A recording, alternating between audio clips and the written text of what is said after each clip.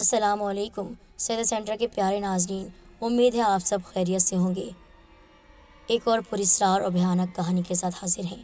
دیکھیے اور شیئر کیجیے اور ہمارے چینل سیدہ سینٹر کو سبسکرائب کر کے بیل آئیکن کو دبائیے، آل نوٹیفیکیشن پر کلک کر دیجیے گا۔ یہ جو کہانی سنانے جا رہا ہوں یہ حرف بحرف سچی کہانی ہے۔ یہ آج سے غالباً 4 سال پہلے کی بات ہے کہ ہماری کزن کی شادی تھی اور ہم لوگ شادی میں گئے ہوئے تھے۔ ہم نے شادی خوب دھوم دھام سے منائی اور اگلے دن سب مہمان اپنے اپنے گھروں کو چلے گئے اور ہم سے ہمارے ماموں جان نے کہا آپ لوگ کافی سالوں کے بعد یہاں آئے ہیں تو آپ کو کچھ دن تو ٹھہرنا پڑے گا۔ میرے والد صاحب نے ماموں جان کی بات مان لی اور ہم سب فیملی والے ماموں کے ہاں 2 دن کے لیے رک گئے۔ شادی کے تیسرے دن ہم کزنس کا سیر کا پروگرام تھا۔ ایک بات میں آپ کو بتاتا چلوں کہ ہمارے ہاں لڑکیوں کو دن کے وقت گھر سے باہر نہیں جانے دیا جاتا، اس لیے ہم نے سیر کرنے کا پروگرام شام مغرب کی اذان کے بعد کا بنایا۔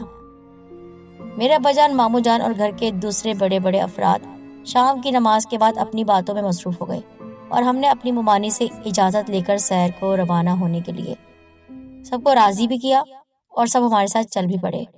یہ شاید دسمبر کا مہینہ تھا اور سردی اپنے عروج پر تھی۔ سیر کرنے تو لڑکیوں نے جانا تھا اور ممانی جان نے مجھے بھی ساتھ بھیج دیا کہ تم ان کا خیال رکھنا۔ میری کزنز میں سدرا، اقرا، حبیب اور میری 2 بڑی بہنیں تھیں۔ ہم گھر سے نکلے تو ایسے ہی کھیتوں اور نہر پر گھوم رہے تھے، خوب مزے کر رہے تھے۔ باتوں باتوں میں چلتے چلتے ہم لوگ گھر سے 20 کلومیٹر دور نکل آئے۔ ہمیں احساس نہ ہوا کہ ہم بہت دور آ چکے ہیں اور وقت زیادہ ہو گیا ہے۔ رات کے تقریباً 10:30 بج رہے تھے۔ اب ہمارا واپسی کا موڈ تھا۔ واپسی پر ہم نے سوچا کہ وقت بہت زیادہ ہو گیا ہے، کیوں نہ کھیتوں کے بیچ سفر کیا جائے۔ یہ تجویز میری کزن سدرا کی تھی، اس کا ہی علاقہ تھا۔ ماموں کی بیٹی کی بات سن کر ہم چپ رہے کیونکہ اس کو زیادہ معلوم تھا۔ ہم تینوں بہن بھائی اس کے ساتھ ساتھ چلتے رہے۔ سدرا نے میری بڑی آپی سے کہا آپی آئے آپ کو ٹیوب ویل دکھاتے ہیں۔ ہم سب سدرا کے پیچھے پیچھے ہو لیے۔ ہم سے تھوڑے ہی فاصلے پر ٹیوب ویل تھا۔ ہم سب وہاں پہنچ گئے پر خوف سے ہمارے رونگٹے کھڑے ہو گئے کیونکہ ٹیوب ویل کی دیوار سے لگے ہوئے ایک بڑے سے نل پر ایک بدصورت عورت بیٹھی ہوئی تھی جس کے لمبے لمبے ناخن، بڑے بڑے دانت اور زبان خون سے تر تھی۔ وہ عورت ہم کو دیکھتے ہی زور زور سے ہنس رہی تھی۔ تمام لڑکیاں خوف سے چیخیں مار کر دوڑنے لگیں۔ میں ان سب میں پیچھے تھا۔ ابھی ہم تھوڑی دور ہی گئے تھے کہ میں نے پیچھے مڑ کر دیکھا تو وہاں پر کچھ بھی نہیں تھا۔ میں نے آواز دے کر سب کو بتایا تو سب رک گئے اور تھوڑی دیر کے لیے مطمئن ہو گئے۔ ہم تیز تیز قدم اٹھاتے چلے جا رہے تھے۔ یہ ایک چھوٹی سی پگڈنڈی بنی ہوئی تھی جس پر ہم سب ایک لائن میں چل رہے تھے۔ دھند بھی کافی بڑھ رہی تھی، سانس بھی پھول رہی تھی اور گھبراہٹ سے پسینے جاری تھے۔ اندھیرا ہونے کی وجہ سے نیچے راستہ تلاش کرتے ہم چلے جا رہے تھے۔ ابھی تھوڑی ہی دیر ہوئی تھی کہ مجھے چیخیں سنائی دی۔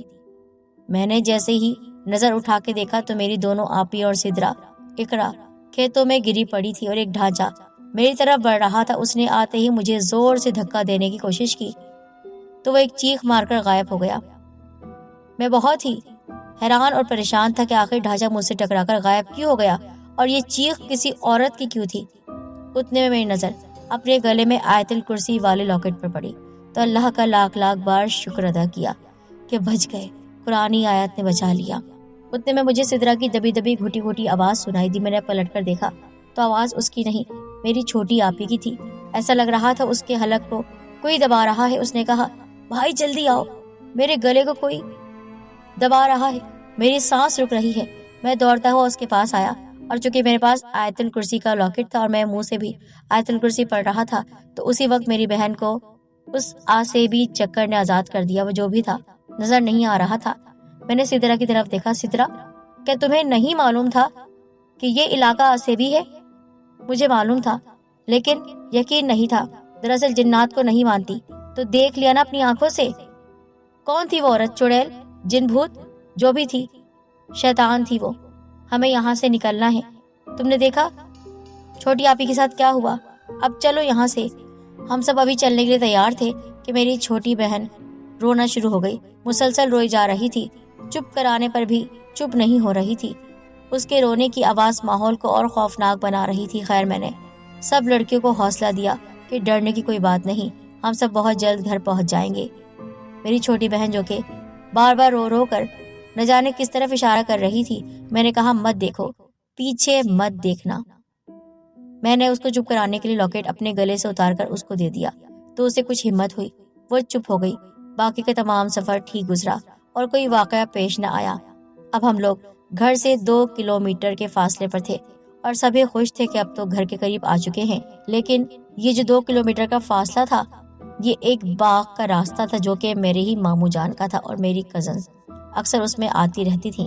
ہم سب خاموشی سے سفر کر رہے تھے کہ اچانک اقرا بول پڑی، بھائی جان بھوک لگ رہی ہے، کیوں نہ ہم کوئی پھل کھا لیں؟ میں نے کہا نہیں، رات کے وقت درختوں کو نہیں چھیڑتے۔ اتنے میں سدرا بول پڑی، دن ہو یا رات اس سے کیا ہوتا ہے، یہ تو اپنا ہی باغ ہے، اس میں ڈر کیسا؟ ہی کہہ کر وہ ایک درخت کی طرف بڑھنے لگی۔ میں نے بہت روکا لیکن وہ نہ رکی اور جیسے ہی درخت کے پاس گئی تو زور زور سے چیخیں مارنے لگی۔ اس کی چیخیں آسمان سے باتیں کر رہی تھی۔ میری دونوں آپیاں بھاگ کر اس کے پاس گئیں تو اس نے ایک کو سیدھے ہاتھ میں اور ایک کو الٹے ہاتھ میں گردنوں سے پکڑ کر ہوا میں اچھال دیا اور وہ دونوں دور دور جا گری۔ یہ سب دیکھ کر میری سب سے چھوٹی کزن وہ تو بے ہوش ہی ہو گئی، جبکہ اقرا اور میں کانپ رہے تھے۔ میری دونوں آپیوں کو چوٹ لگی تھی، ان کو بہت شدید چوٹ لگی تھی کہ وہ اٹھنے سے قاصر تھیں۔ میں ان کو سہارا دینے کے لیے آگے بڑھنے کی کوشش کرنے لگا کہ مجھ پر مالٹوں کی بوچھاڑ ہو گئی۔ میں نے جو پلٹ کر دیکھا تو یہ مالٹے سدرا کی طرف سے آ رہے تھے، یعنی سدرا۔ ابھی میں سنبھل نہیں پایا تھا کہ میری ناک، کان، منہ اور آنکھوں پر وہ پھل پڑ رہے تھے، لیکن میں کوشش کر کے آگے بڑھ رہا تھا، آیت الکرسی پڑھتا جا رہا تھا۔ جیسے ہی میں سدرا کے قریب گیا کہ اس کو روکوں، اس کی شکل دیکھ کر میرے رونگٹے کھڑے ہو گئے، میرے چھکے چھوٹ گئے، کیونکہ سدرا کے دانت منہ سے باہر نکلے ہوئے تھے اور اس کی آنکھوں کی جگہ 0 پاور کے 2 بلب روشن تھے۔ اس کے لمبے لمبے بال اور ناخن، وہ میری طرف بڑھ رہی تھی۔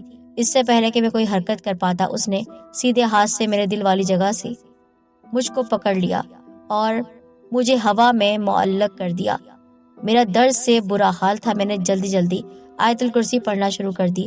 جیسے ہی میں آیت الکرسی پڑھ رہا تھا اس کا ہاتھ نرم ہو رہا تھا۔ چند سیکنڈ میں اس نے مجھے چھوڑ دیا۔ میں زمین پر آ گرا۔ مجھے چوٹ لگی لیکن اس چوٹ سے زیادہ نہیں تھی جو میرے دل پر لگی تھی۔ شدید درد ہو رہا تھا۔ اگر میں آیت الکرسی نہ پڑھتا تو یقیناً وہ میرے دل کو کھا چکی ہوتی، میرے سینے سے نکال چکی ہوتی، مر چکا ہوتا میں۔ ابھی میں سنبھل نہیں پایا تھا کہ سدرا لڑکھڑا کر خود بے ہوش ہو کر گر گئی۔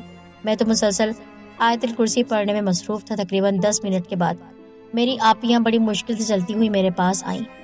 سدرا کی حالت ٹھیک نہیں تھی، اسے ہوش نہیں آ رہا تھا۔ میری چھوٹی بہن بھی بے ہوش تھی۔ میں نے اقرا اور بڑی آپی کو ان دونوں کے پاس چھوڑا۔ میں اور چھوٹی آپی باغ میں پانی تلاش کرنے لگے۔ آخرکار ایک جگہ ہمیں نل مل گیا اور ساتھ ہی ایک پائپ جس میں پانی بھر کر ہم ان کے پاس واپس آ گئے۔ ان پر پانی کے چھینٹے مارے تو دونوں ہی ہوش میں آ گئی اور ہم گھر کو چل پڑے۔ جلد ہی ہم گھر پہنچ گئے۔ گھر میں سب سو چکے تھے۔ ہم سب نے بھی ایک کمرے میں داخل ہو کر اس وقت یہ طے کیا کہ ہم اس واقعے کے بارے میں ابھی فی الحال کسی کو نہیں بتائیں گے۔ اس وقت 3:30 بج رہے تھے رات کے۔ ہم بھی چپ چاپ سونے کی ناکام کوشش کرنے لگے۔ تھکاوٹ سے زیادہ ڈر اور خوف کی وجہ سے نیند نہیں آ رہی تھی۔ ایسا لگ رہا تھا کہ وہ خوفناک چڑیل ابھی آ کر ہمیں مار ڈالے گی، ابھی آ کر ہمیں کھا جائے گی۔ جب میں صبح اٹھا تو اس سے پہلے ہی آپیاں اور کزن ناشتہ بنانے میں مصروف تھی۔ میرے کمرے سے باہر آتے ہی گھر کے سب لوگ میری طرف عجیب نظروں سے دیکھ رہے تھے۔ اتنے میں میرے ماموں جان بولے، بیٹا یہ شرٹ کیسے پھٹی اور یہ خون کیسا؟ اس وقت تو میں نے کہا کہ ماموں جان رات کو ایک بلی نے حملہ کر دیا تھا، اسی نے میری شرٹ کو پھاڑا ہے۔ لیکن ماموں جان کہنے لگے، مجھے نہیں لگتا کہ یہ بلی کی کارستانی ہے، بتاؤ کیا ہوا تھا؟ کل رات تم لوگ گئے تھے نا، ہمیں باتوں میں مصروف دیکھ کر تم سب پیچھے سے نکل لیے۔ دیکھو بیٹا، جس علاقے میں تم لوگ گئے تھے وہ آسیبی علاقہ ہے۔ سدرا تو نہیں مانتی اس بات کو، اور میں نے کئی بار اس سے کہا کہ لڑکیاں وہاں نہ جائیں تو بہتر ہے، بلکہ وہاں پر تو کسی مرد کا جانا بھی بہتر نہیں ہے، صرف دن کے وقت وہاں جایا جائے۔ لیکن یہاں پر تو کہا جاتا ہے کہ لڑکیاں دن میں نہ نکلیں اور رات میں جائیں۔ بتاؤ کیا ہوا تھا؟ پھر ہم نے پورا واقعہ بتا دیا کہ ٹیوب ویل پر جہاں پر پانی کا نل لگا ہوا تھا وہاں پر ایک بہت ہی خوفناک اور پراسرار عورت بیٹھی ہوئی تھی۔ ماموں نے کہا وہ ایک خبیث جن زادی ہے۔ ہمارے باغ میں بھی جنات کا اثر ہے، شیطانی جنات ہیں، تبھی تو ہم وہاں نہیں جا سکتے رات کو، اور دن میں جاتے ہیں تو آیت الکرسی پڑھتے رہتے ہیں۔ بیٹا، تم لوگوں نے بہت بڑی غلطی کی۔ اگر تم لوگ واپس نہیں آتے تو میں سمجھ جاتا کہ تم لوگ وہیں گئے ہو، بڑوں سے پوچھ کر گئے ہوتے تو ایسا نہ ہوتا۔ ہم نے مومانی سے پوچھا تھا۔ تم لوگوں نے مجھ سے کب پوچھا؟ مومانی اسی وقت میرے پاس آئی۔ بیٹا، کب پوچھا؟ مجھے تو یاد نہیں ہے۔ وہ آپ تو تھی جس نے کہا تھا جاؤ جاؤ، اسی وقت جاؤ، تمہیں تو ابھی جانا چاہیے۔ اور جب ہم لوگ مامو جان کے پاس آ رہے تھے کہ ان سے اجازت لے لیں تو آپ نے ہمیں روک دیا تھا۔ بیٹا، میں کیوں ایسا کروں گی؟ مجھے معلوم ہے وہ جناتی علاقہ ہے اور وہاں کے جنات نے تمام لوگوں کو پریشان کر رکھا ہے۔ گاؤں والے بہت ہی تنگ ہیں۔ تو پھر وہ کون تھی؟ ہم سب حیران پریشان کھڑے تھے۔ مومانی نے کہا، ہو نہ ہو یہ انہی جنات کی کارستانی ہے، انہی کی شرارت ہے، تبھی تو تم لوگوں کو وہاں پر بھیجا گیا۔ سوچو، ہم بڑے تمہیں کبھی بھی گھر سے باہر نہیں نکلنے دیتے، وہ بھی رات کے وقت۔ سوچو کہ رات کے وقت میں جانے دیتی؟ کہ اتنی ہمت میرے اندر تھی کہ میں سارے بچوں کو کہتی کہ جاؤ رات میں چلے جاؤ۔ صحیح کہہ رہی ہیں آپ مانی جان، جو کچھ ہوا بیٹا، ان لوگوں نے تمہارے ساتھ بہت کچھ کرنا چاہا تھا، لیکن وہی بات کہ اللہ کے کلام نے تمہیں بچا لیا۔ اب کوشش بھی مت کرنا وہاں جانے کی۔ لیکن ممانی، کوئی نہ کوئی تو حل ہوگا نا، اس طرح گاؤں والے تو پریشان رہیں گے۔ بہت سے عامل آئے اور سب کو ان جنات نے یا تو مار دیا یا مار کر بھگا دیا، تو پھر کیا وہ یوں ہی تنگ کرتے رہیں گے؟ اور پھر آپ کا باغ، وہاں کے پھل، وہ پھل بھی ہم استعمال نہیں کر سکتے، کیونکہ جیسے ہی ہم باغ میں جاتے ہیں وہ ہم پر پھلوں کی برسات کر دیتے ہیں، سب پر پھلوں سے حملے ہونا شروع ہو جاتے ہیں۔ تبھی تو ہم پریشان ہیں، کاروبار ٹھپ ہو گیا ہے، لینے کے دینے پڑ گئے ہیں۔ ابو جان نے کہا، تو پھر اس کے لیے کوئی بہت بڑے عامل کو بلانا پڑے گا۔ نہ جانے کتنے عاملوں کو بلا لیا، لیکن کوئی حل نظر نہیں آیا۔ میرے ایک دوست ہیں جو شہر میں رہتے ہیں، میں بھی ان کو بلا لیتا ہوں، وہ آ کر کچھ نہ کچھ ضرور کریں گے۔ اور پھر ابا جان نے فون کر کے اپنے دوست کو گاؤں میں بلا لیا۔ ایک دن وہ ہمارے پاس ٹھہر کر پوری رات گھر میں عمل کرتے رہے اور پھر کہنے لگے، ہاں یہ پورا علاقہ انہی جنات کا ہے۔ وہ جناتی قبیلہ چاہتا ہے کہ آپ لوگ یہاں سے چلے جائیں، لیکن ہم کیوں جائیں؟ یہ ہمارا علاقہ ہے، ہمارے دادا پردادا نہ جانے کب سے یہاں پر رہ رہے ہیں، تو پہلے تو ہم آئے ہیں، پھر وہ جنات۔ نہیں، وہ جنات تو ہزاروں سال سے یہاں پر ہیں۔ تو کیا اس کا حل یہ ہے کہ ہم یہاں سے چلے جائیں یا پھر آپ کوئی عمل کریں گے؟ میں عمل کرنے کی کوشش کرتا ہوں، لیکن اگر انہوں نے میرا مطالبہ نہ مانا تو پھر آپ لوگوں کو یہاں سے جانا پڑے گا۔ خیر، پوری رات شاہ صاحب عمل کرتے رہے، پہلے گھر میں کیا عمل، پھر باغ کی طرف چل پڑے۔ اسی طرح کی عورت نے ان پر حملہ بھی کیا، کئی بار وہ وار سے بچے بھی۔ آخرکار فجر کی اذان ہوتے ہی ان کا چلہ مکمل ہو گیا۔ وہ خوشخبری کے ساتھ گھر میں داخل ہوئے، کہنے لگے، وہ جنات کہہ رہے ہیں کہ ٹھیک ہے، ہم آپ کا علاقہ چھوڑ کر جا رہے ہیں، آپ ہمیں ختم نہ کریں، چونکہ ہم یہاں پر ہزاروں سالوں سے رہ رہے ہیں اور آپ کا یہاں آنا ہمیں ناگوار گزرا، تبھی ہم آپ کو تنگ کر رہے تھے، اب ہم یہاں سے جا رہے ہیں۔ شاہ صاحب کے کہنے پر جنات کا پورا قبیلہ وہاں سے چلا گیا۔ جاتے جاتے بدلے میں ہمیں تحفہ دے گیا، یعنی گاؤں کی جتنی لڑکیاں جو دوپہر میں نکل نہیں سکتی تھی انہی جنات کی وجہ سے، ان لڑکیوں کو ایک ایک سونے کا ہار دیا گیا اور کہا گیا جب جب ان لڑکیوں کی شادیاں ہو یہ سونے کا ہار انہیں دے دیا جائے۔ جس لڑکی کے پاس یہ سونے کا ہار ہوگا اسے کبھی کوئی جن تنگ نہیں کرے گا۔ اور یہ بات کس نے کہی؟ جنات کے سردار نے۔ دراصل انہوں نے کہا کہ ہم شیطانی جنات نہیں ہیں، ہم آپ سب سے ناراض تھے تبھی آپ پر حملہ کر رہے تھے، ہم تو اللہ کی عبادت کرنے والے ہیں۔ جب ہم نے دیکھا کہ آپ لوگ ہمیں بلا وجہ یہاں سے نکالنے والے ہیں تو اس کی وجہ سے ہم نے آپ پر اسی طرح حملے کرنا شروع کر دیے۔ آپ کی لڑکیوں کو یہاں نہیں آنے دیا جاتا تھا۔